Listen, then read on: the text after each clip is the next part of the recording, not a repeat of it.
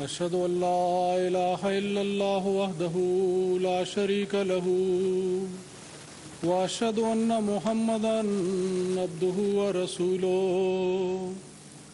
أما بعد فأعوذ بالله السميع العليم من الشيطان الرجيم بسم الله الرحمن الرحيم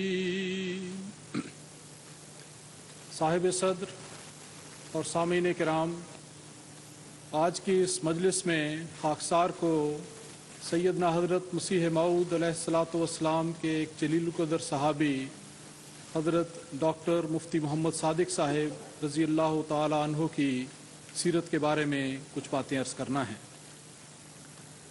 اللہ تعالیٰ نے اس دور آخرین میں سیدنا حضرت مسیح موعود علیہ السلام کو جو جانثار صحابہ عطا فرمائے، جنہوں نے مہدی کے انصار ہونے کا حق ادا کر دیا، جو آسمان احمدیت پر درخشندہ ستارے بن کر چمکے، اور جن کا اسوہ حسنہ آج بھی ہمارے لیے قابل تقلید ہے، اس خوش نصیب زمرۂ ابرار میں سے ایک جلیل القدر صحابی حضرت ڈاکٹر مفتی محمد صادق صاحب رضی اللہ تعالی عنہ ہیں، جن کی سیرت میں کے بارے میں کچھ عرض کرنے کی سعادت آج میرے حصے میں آئی ہے۔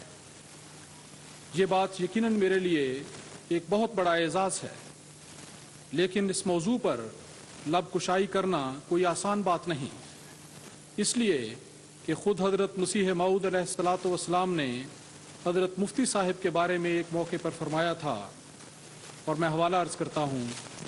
سلسلے کے ایک برگزیدہ رکن، جوان، صالح، ہر ایک طور سے لائق، جن کی خوبیاں بیان کرنے کے لیے میرے پاس الفاظ نہیں۔ یہ وہ الفاظ ہیں جن میں حضرت مسیح موعود علیہ الصلاۃ والسلام نے حضرت مفتی صاحب کی خوبیوں کا اشارہ فرمایا ہے۔ آپ کے بارے میں حضرت مسیح موعود علیہ الصلاۃ والسلام نے لکھا ہے کہ مفتی صاحب میرے مخلص دوستوں میں سے ہیں، یہ اپنے نام کی طرح ایک محب صادق ہیں۔ ایک اور موقع پر حضرت مفتی صاحب کے لیے جس محبت کا اظہار ہوا وہ بھی بے مثال ہے۔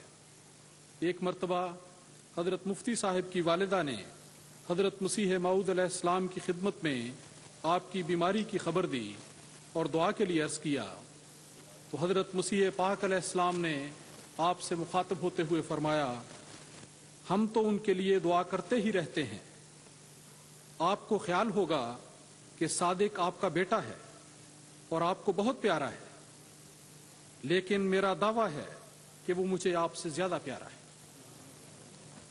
یہ الفاظ بھی حضرت مسیح موعود علیہ الصلاۃ والسلام کے حضرت مفتی محمد صادق صاحب کے بارے میں ہیں۔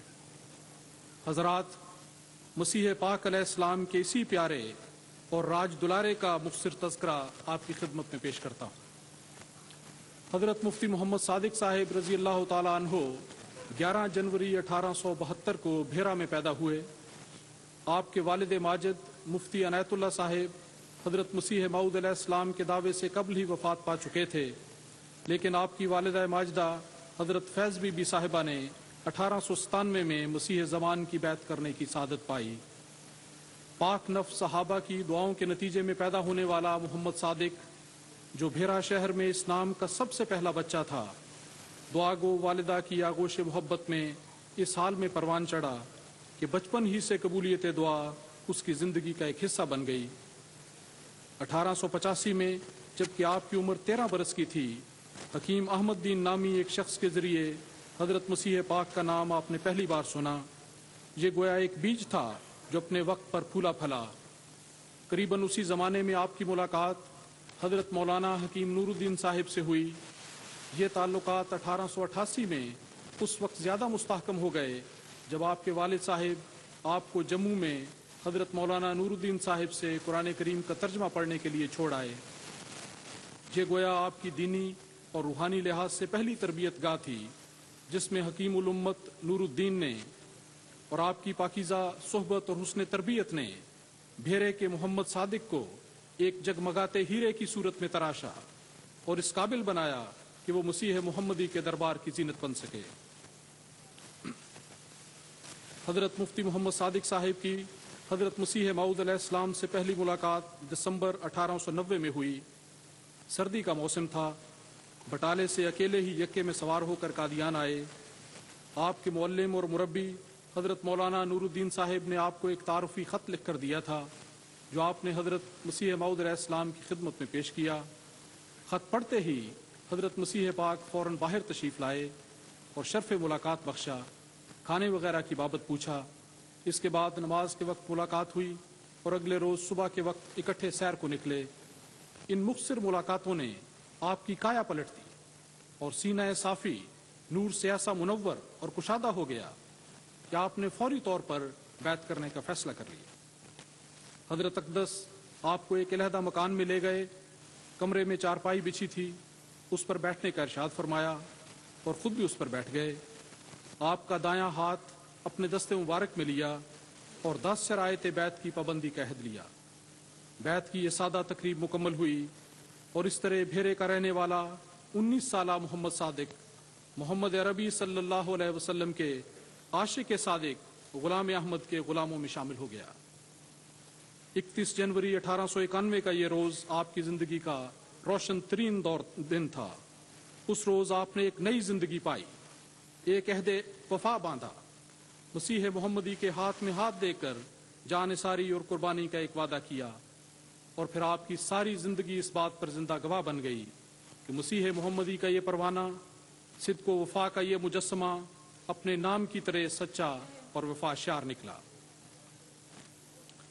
1891 میں آپ نے بیعت کا شرف حاصل کیا اور اس کے بعد 10 سال کا عرصہ کچھ اس طرح گزرا کہ آپ کا دل تو اپنے آقا کے قدموں میں قادیان میں پڑا رہتا، جبکہ آپ کو ملازمت کی مجبوری سے جموں اور لاہور رہنا پڑتا، لیکن اس عرصے میں بھی مسیح موعود علیہ السلام کا شوق زیارت اور سچی محبت اور خدمت کی تڑپ آپ کو بار بار قادیان لے آتی۔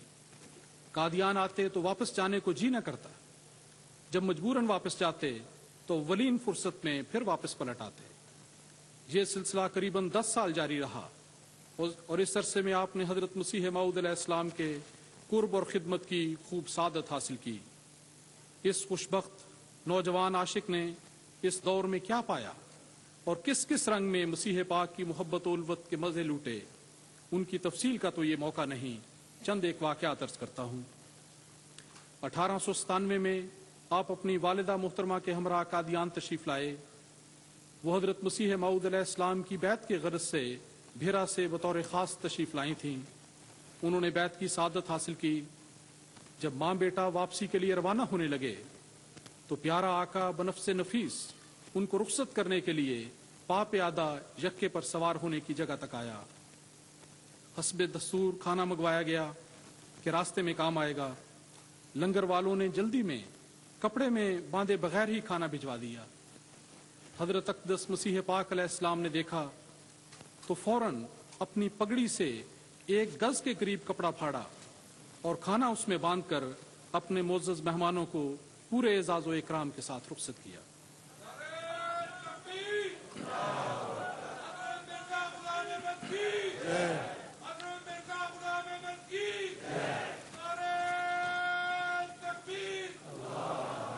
حضرات، اسی سال کا واقعہ ہے۔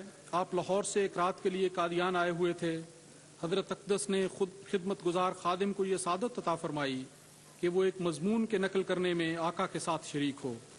حضرت اقدس مضمون لکھتے اور حضرت مفتی صاحب اسے صاف کر کے دوبارہ لکھتے جاتے۔ عشاء کے وقت کام شروع ہوا اور کام کرتے کرتے صبح ہو گئی۔ ساری رات شمع فروزاں رہی اور پروانہ اس کا طواف کرتا رہا۔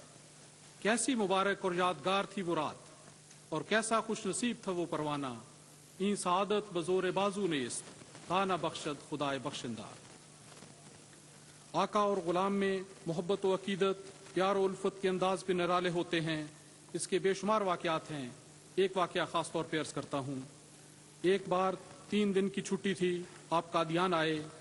دلی محبت سے یہ دعا آپ کے دل سے نکلی کہ خدایا ان 3 دنوں کو 3 سال بنا دے، تیرے آگے تو کوئی بات انہونی نہیں۔ سمیع الدعا خدا نے کمال شفقت سے اس زاری کو سنا، اور ہوا یوں کہ آپ قادیان پہنچے تو فوراً ہی حضرت اقدس نے یاد فرمایا اور پوچھا کہ رخصت کتنی ہے؟ عرض کیا 3 دن۔